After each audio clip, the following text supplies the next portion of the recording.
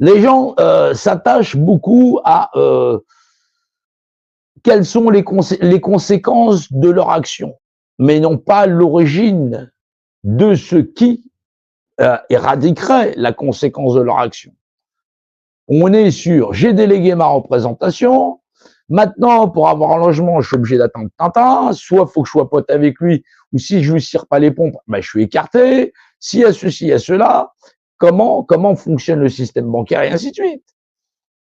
On est sur, il y a des catastrophes sociétales, il y a des placements d'enfants, il y a ceci, il y a cela, mais il y a des gens qui administrent tout ça. Et ils administrent tout ça avec le consentement des hommes. C'est les hommes qui choisissent d'aller donner à ceux qui ont le compas et l'équerre et qui contrôlent de l'extrême gauche à l'extrême droite l'ensemble de la société humaine.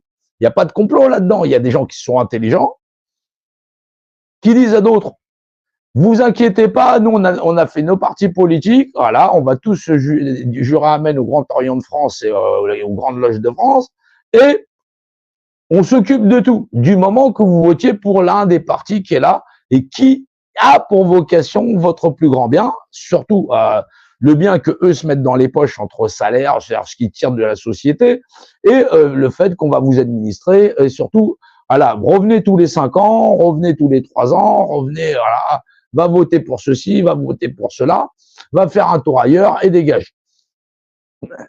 Et les gens se plaignent. C'est ce qu'on a rencontré pendant les Gilets jaunes.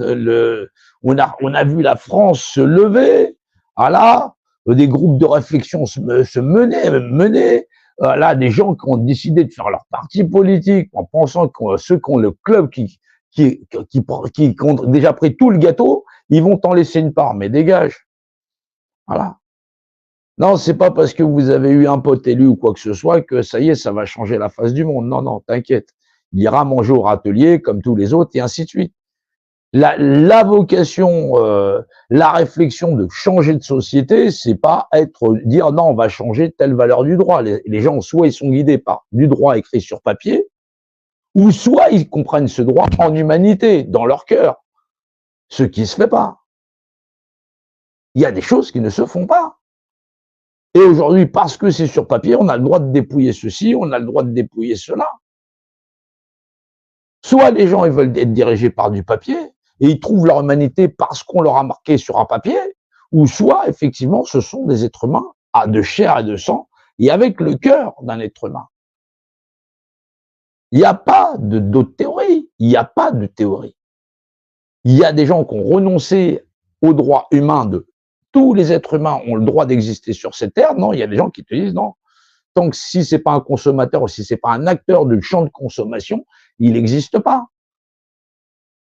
Aujourd'hui, il y a quasiment plus d'endroits sur Terre où il n'y a pas de supermarché et où il faut pas payer pour exister, pour être sur un terrain, bâtir sa petite cabane ou quoi que ce soit. Il faudra que tu payes.